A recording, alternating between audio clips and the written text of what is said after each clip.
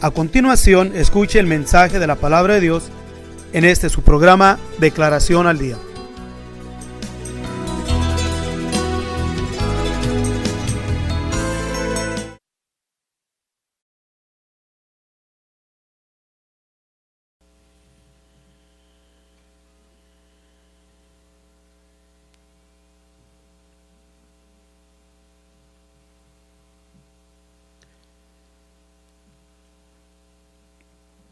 Le damos gracias a cada uno de nuestros amigos y hermanos una vez más por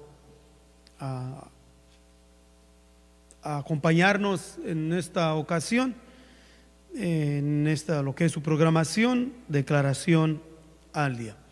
En esta ocasión queremos traer ante ustedes y declarar ante ustedes una porción escritural que para este tiempo creo que ha sido de diferente tipo, controversial en diferentes formas, y es aquello de lo cual escribe el profeta Malaquías en el capítulo 3, versículo 10, que nos dice así: traed todos los diezmos al alfolí, y hay alimento en mi casa, y probadme ahora en esto, dice el Señor de los ejércitos, si no abriré las ventanas de los cielos y vaciaré sobre vosotros bendición hasta que sobreabunde. En diferentes tiempos y lugares hemos escuchado a muchos cristianos, mucho pueblo de Dios, incluyendo aún a predicadores, decir y enseñar que los diezmos que demanda el Señor en la porción escritural citada son ordenadas solamente para el pueblo judío que está bajo la ley, que por lo tanto nosotros los cristianos gentiles nada tenemos que ver con los diezmos, y mucho menos con la maldición que está señalada en el versículo 9, para aquellos que no diezman. Los que en esta manera están interpretando estas escrituras argumentan que tal maldición nunca pudiera ser aplicada a nosotros los cristianos, que solamente es para el pueblo judío que está bajo la ley. Cabe también aquí el insertar algo irónico, y esto es el hecho de que la mayoría de los que profesan creer en la forma mencionada, especialmente aquellos que usan esta errónea interpretación para justificar su mezquindad, están en cambio muy de acuerdo en recibir las bendiciones y promesas que en esta misma escritura el Señor ofrece a los liberales y a los obedientes entre su pueblo de Dios. Decimos que es irónico porque las maldiciones las rechazan, pero las bendiciones sí se las echan en sí mismos. Ciertamente que el mandamiento aludido como lo consecuente maldición para los desobedientes está dirigida originalmente a Israel, mas esto no justifica en ninguna manera a los cristianos gentiles, los que sabemos que ahora somos salvos por la gracia, para usar la maldición referida como expresiones negativas en contra de Israel, y mucho menos para maldecirlo.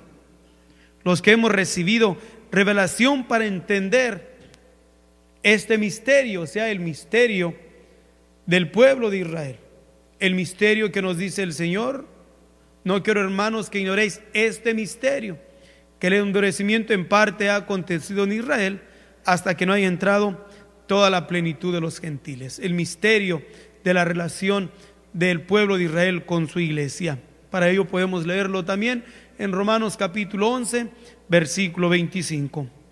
Nunca habríamos de hacer tal cosa en contra del pueblo que Dios ha bendecido, porque es un pueblo bendito, conforme a lo dicho por el mismo Señor en Génesis capítulo 12, versículo 3. Y aún también la palabra lo señala diciéndonos que de entre la raza judía, del pueblo judío, viene nuestra salvación. Juan 4:22. Entonces, ¿cómo podríamos nosotros, como cristianos, echarle las maldiciones al pueblo del cual viene nuestra bendición? Antes, por lo contrario, debería haber una actitud de la iglesia, y deberíamos de desearle todo el tiempo el bien al pueblo de Israel. Pues si en verdad amamos a nuestro Dios, Vamos por lo consiguiente a amar y a bendecir también al pueblo que Él escogió desde el principio, o sea, al pueblo de Israel, al pueblo judío.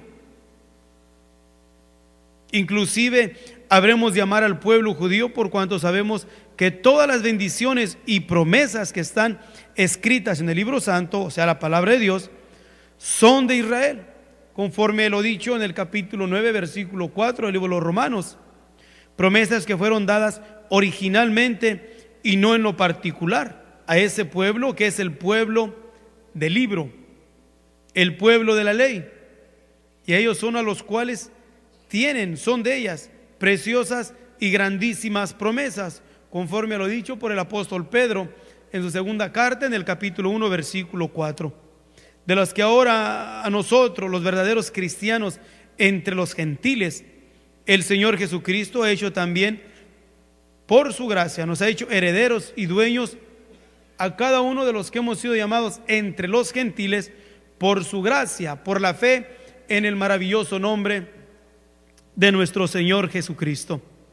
Con respecto a las múltiples maldiciones señaladas por Dios a Israel en el Antiguo Testamento, vemos que algunas le fueron dadas por violar alguna de las leyes rituales, como lo es el sábado, pero la mayoría de estas fueron a resultado de la desobediencia a los mandamientos de carácter moral, que están señalados en forma prominente en la ley, conforme a lo dicho en la ley en Éxodo capítulo 20 del versículo 1 al 17. Las leyes de ritos y ceremonias ciertamente no aplican a nosotros los cristianos gentiles, conforme también lo dicho por el apóstol Pablo en el capítulo 15 versículo 1 del libro de los Hechos, y también en Colosenses capítulo 2 versículo 14. Mas son las de carácter moral, pues por determinación del Eterno las leyes morales tienen una aplicación universal, o sea, no solamente al pueblo de Israel y la iglesia, sino a todo ser humano, a toda la gente.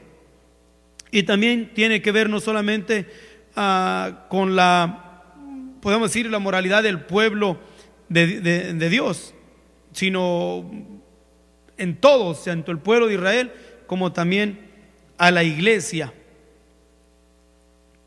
Los miembros de la iglesia cristiana, sabiendo bien que los mandamientos de carácter moral como no matarás, no adulterarás, no hurtarás, etcétera, aplican en su totalidad también a nosotros.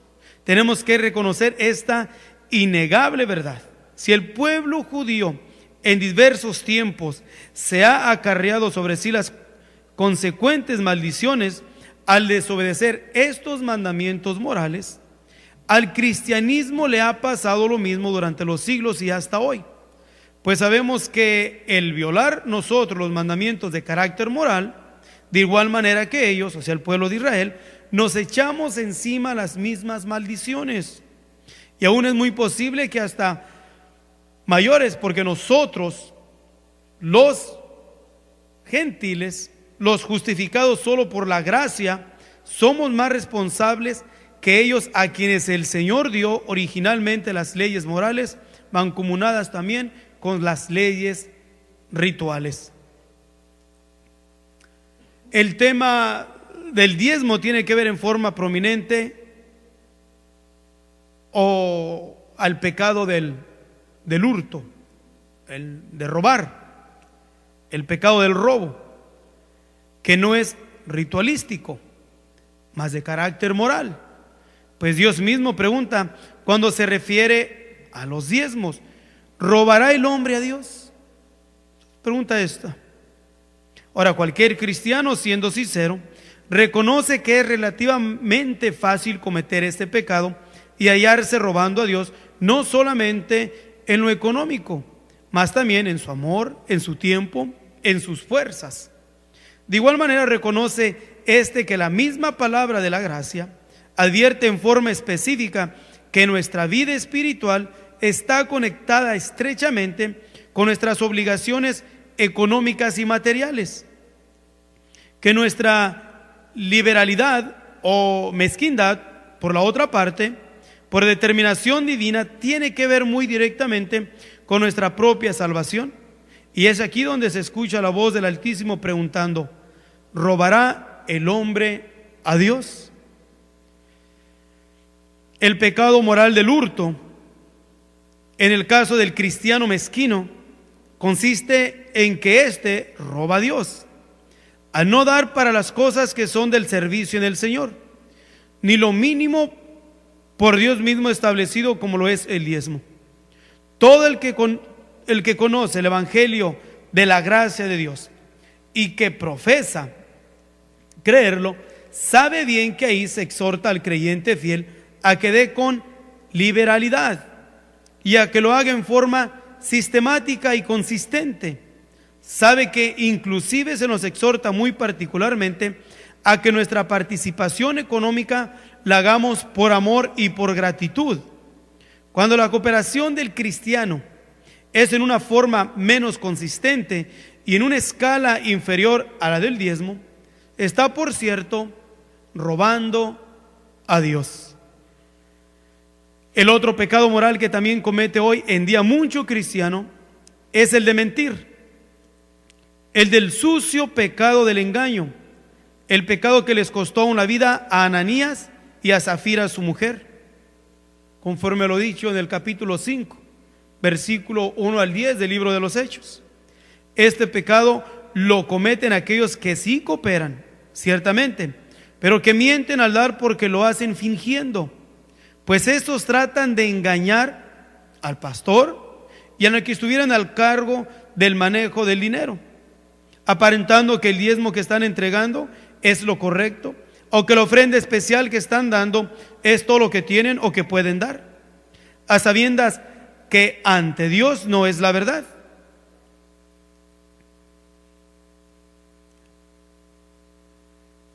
Lo dicho al respecto de los pecados morales del robo y la mentira, aunque alguien no lo aceptase hoy así, es de todas maneras una innegable realidad que existe hasta hoy entre el pueblo llamado de Dios. Y esta prevalece en parte por no entenderse la verdad en la forma que aquí ya hemos estado señalando, pues el alto y sublime Dios que dio la ley a Israel, o sea, su pueblo, es el mismo que ha impartido su gracia en su iglesia. La misma voz del Omnipotente es la que se sigue oyendo hasta hoy, tanto entre el pueblo judío, o sea, en Israel y en el esparcimiento, como entre los cristianos gentiles en el mundo, cuando pregunta ahora al pueblo de Israel y también a la iglesia: ¿robará el hombre a Dios? Incluso está escrito que al creyente, al malo dijo Dios: ¿qué tienes tú que enarrar mis leyes y que tomar mi pacto en tu boca? Pues que tú aborreces el castigo y echas a tu espalda mis palabras. Si días al ladrón, tú corrías con él. Salmo 50, versículo 16 al 23. Hoy, sin temor a equivocarnos, podemos decir que en el día del tribunal del Señor Jesús, la vergüenza y confusión perpetua dicha por el profeta Daniel en el capítulo 12, versículo 2, estará en que, o podemos decirlo así, que entrarán muchos cristianos. No va a ser porque anduvieron en los pecados comunes de la carne. Este juicio les va a venir por la acción de avaricia que tomaron aquí, engañados por el espíritu de la mezquindad. Este demonio lo hizo creer que el aspecto económico de nuestra vida como cristianos no tiene nada que ver con nuestra salvación. Estos cristianos son los que hoy no se sienten mal siendo mezquinos y ávaros. Antes el engaño los hace que se sientan satisfechos y bien.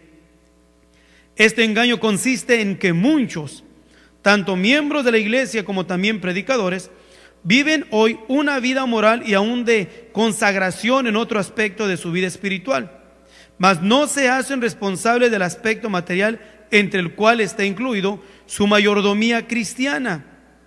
Están prestos para orar, ayunar, alabar a Dios, testificar, predicar y hacer otras muchas cosas más en el servicio del Señor. Y todo ello está perfectamente bien.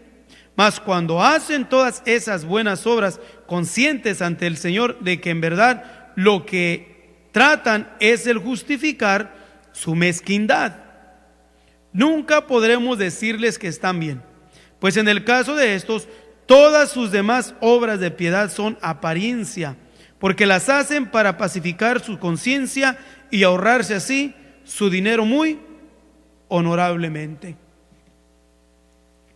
Aunque no lo aceptaran así, estos cristianos y ministros consagrados en todo lo antes dicho, y aún en más, son los que, engañados hoy por su mezquindad, están también robando a Dios, pues están conscientes de que cuando se trata de diezmar o cooperar en forma liberal y consistente, ellos son de los que también defienden su dinero y sus ahorros con una tenacidad admirable. Estos son inclusive aquellos cristianos consagrados que se llaman ofendidos cuando se exhorta o se trata de alguna manera de esforzarlos para que cumplan con sus obligaciones económicas y que continúan justificando su actitud mezquina con sus obras de moralidad exterior, sosteniendo el que ellos ya están completos haciendo así, o sea, trabajando, haciendo obras, testificando aún las cosas que son sagradas, pero pueden nomás estarse justificando a sí mismos para querer evadir el redargüimiento de conciencia en su mezquindad. Estos cristianos mezquinos son los que a la hora de ofrendar durante los cultos regulares en la iglesia sienten que ya han cumplido con sus obligaciones económicas ante el Señor al poner en la canasta de la ofrenda alguna moneda, algún billete de un mínimo valor. El espíritu de la mezquindad los ha cegado para que no vean que el hacer tales cosas están cometiendo un pecado mayor, como lo es el darle las obras de su dinero al Señor. Estos son por lo regular, repito, los que siempre están defendiendo su mezquindad, acomodándola a sus ideas torcidas tanto sobre las escrituras citadas como otras más al respecto. Y algunos de ellos no es tanto porque no crean en diezmar, simplemente es porque no quieren comprometerse a dar en una forma sistemática como lo establece el Señor en el molde básico, como lo es el diezmo, mucho menos en alguna forma mayor y más efectiva. La triste realidad es que en el ambiente cristiano reina por lo regular la mezquindad. Muchos de los miembros y ministros que piensan y actúan en esta forma negativa defienden su actitud mezquina, argumentando que en el Nuevo Testamento no se encuentra ninguna orden específica con respecto al diezmo que los obligue para darlo. Usan torcidamente escrituras apostólicas que consideran les pueden servir también como base para justificar su evasiva, mas las escrituras que ellos usan en el Nuevo Testamento son en todo caso más bien exhortaciones al cristiano para que éste no sea mezquino, sino liberal. La más favorita es donde Pablo nos dice que cada uno dé como propuso en su corazón. 2 Corintios capítulo 9 versículo 7. Basados en esta expresión del apóstol, muchos cooperan en forma esporádica, a veces sí, a veces no. Pues lo hacen cuando Dios los hace que sientan, dicen ellos. Y cuando dan, es simplemente porque ellos piensan que Dios los movió a hacerlos, pero no basados a una responsabilidad establecida ya en sus corazones por gratitud a nuestro Dios. Lo hacen por lo regular de acuerdo con la interpretación que les agrada, como cada uno de ellos ha propuesto en su corazón, con mezquindad, naturalmente. La actitud de estos cristianos demuestra que lo que a ellos les falta por derecho es más gratitud, pues han olvidado por engaño voluntariamente, conscientes o inconscientemente, que el agradecimiento que el Señor espera existe en nuestros corazones debe de ser intenso, que la gratitud de nosotros hacia el Señor debe ser profunda, al grado de impulsarnos no solamente para dar diezmos y ofrendas con liberalidad y gozo, mas para poner a su servicio todo lo que tenemos y somos, y aún hasta para dar nuestra misma vida por el Señor, recordando que Él la dio ya primeramente por nosotros en la cruz del Calvario. El creyente responsable y agradecido reconoce que en la gracia el dar el diezmo es lo mínimo para un cristiano fiel. Sabemos que los cristianos entendidos están de acuerdo con los razonamientos positivos que hemos estado declarando. Estos agradecidos hijos de Dios son los que no solo dan sus diezmos, mas dan aún sin limitaciones. Estos cristianos no creen en dar los diezmos de la ley por ordenanza o por una manera o una mera obligación. Creen en cambio en los diezmos que por amor y gratitud, en una forma espontánea y voluntaria, dieron los patriarcas Abraham y Jacob antes del tiempo de la ley. Génesis capítulo 14, versículo 18 al 20. Y también el capítulo 28 y versículo 20 al 22. Estos entendidos saben que ahora nosotros somos aún más deudores, porque solamente por la gracia de Dios hemos sido justificados y hechos dueños de todas esas preciosas y grandísimas promesas dadas por Dios a los patriarcas en el principio, porque por gracia sois salvos por la fe, y esto no de vosotros, pues es don de Dios. Efesios 2:8. Los cristianos verdaderos entendemos por la palabra que la gracia de Dios que opera en su iglesia es mayor que la ley que él mismo en su tiempo dio también. Se le dio a Israel, su pueblo. Sabemos de igual manera que Israel es poseedor de esa ley hasta hoy, entendiendo por consecuencia de que el judío observante de la ley paga religiosamente sus diezmos hasta este día. La conclusión es que hoy el cristiano agradecido no paga sus diezmos, sino que por gratitud los da, que como creyente en Cristo el Señor jamás sería correcto ni justo que nuestros deberes económicos fueren inferiores a los del pueblo de la ley, y no solamente iguales, mas aún mayores, pues para nosotros los poseedores de la gracia, el dar menos que el diezmo es mezquindad.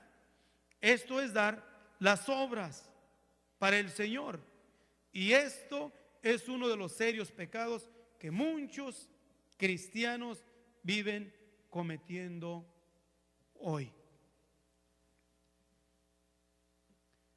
¿Cuánto debemos dar? La palabra de Dios nos dice en Deuteronomios capítulo 16, versículo 17 y capítulo 28 del versículo 1 al 5. Cada uno dé con el don de su mano, conforme a la bendición del Señor tu Dios, que te hubiere dado.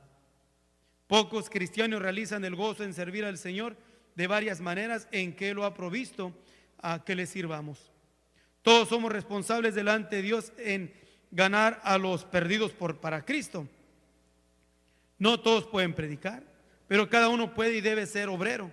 Claramente no podemos ser todos misioneros en países extranjeros, pero todos sí somos llamados al servicio del Señor y somos responsables en lo que Dios nos ha encomendado.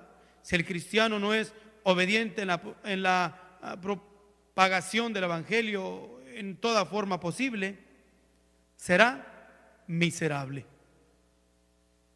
Ahora, si ustedes, mis hermanos, que tengan de estar escuchando esta su declaración, desea tener un verdadero gozo en su corazón,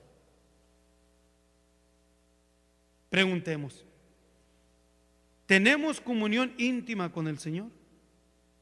¿Y estamos gozando de ella? ¿Está usted recibiendo respuesta a sus oraciones o están siendo impedidas? Sabiamente alguien dijo: no puede uno estar bien con Dios espiritualmente si no está bien con Él financieramente. Pruébelo con tu vecino. No le pagues lo que le debes y verás el resultado negativo en tu amistad con él.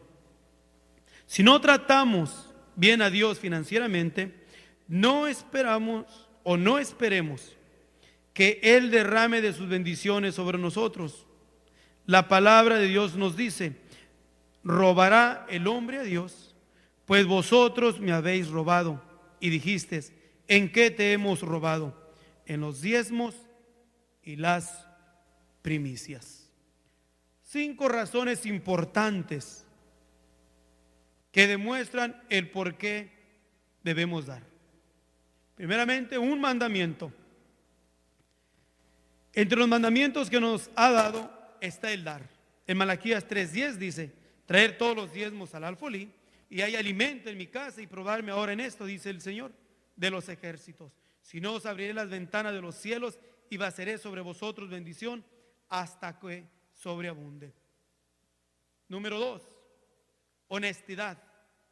Honestidad. Ser honestos con Dios nos debe motivar a dar. Me habéis robado, dice el Señor. Ciertamente debemos dar si nos llamamos cristianos honestos. Si no es así, somos considerados ladrones. Si le debemos a una persona y negamos pagarle, le estamos robando. Muchos dicen: yo pago todo lo que debo, nunca le robo a nadie. Pero sin embargo, no tiene responsabilidad con su Creador. Por amor. La tercera razón es que le damos a Dios porque le amamos. Ciertamente cantamos: oh, cuánto amo a Cristo. Pero a la misma vez estamos deteniendo nuestras carteras para no dar. Muchos dicen: yo amo a Cristo, pero no lo demuestran. Lo amamos en verdad. Donde hay amor, hay un deseo de dar. Por gratitud. Debemos dar en gratitud por lo que Dios ha hecho por nosotros. ¿Qué significa para ti el saber que nuestro Señor dio su vida? No podemos todos ser predicadores, misioneros, etcétera, pero Dios sí nos ha mandado que traigamos los primeros frutos para que la palabra sea proclamada a toda persona. Es una responsabilidad de todos y es una responsabilidad tremenda. Fe. Otra razón en que damos es para enseñarle a Dios que confiamos en Él. Dios dice en Malaquías 3:10-11: traer todos los diezmos al alfolí, y hay alimento en mi casa, y probarme ahora en esto, dice el Señor de los ejércitos. Si no, os abriré las ventanas de los cielos y vaciaré sobre vosotros bendición hasta que sobreabunde. Increparé también por vosotros al devorador, y no os corromperá el fruto de la tierra, ni vuestra vida en el campo abortará, dice el Señor de los ejércitos. Que la gracia del Señor sea una vez más con cada uno de ustedes. Si desean más información sobre estas declaraciones y otras más en este programa, háganoslo saber. Dios los bendiga.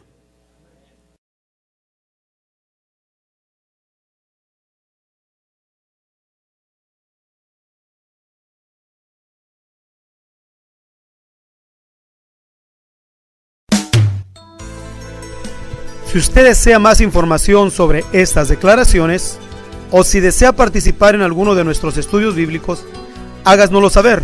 Estamos para servirle. Nuestro número es 831-386-9112 o márquenos al 831-297-0879.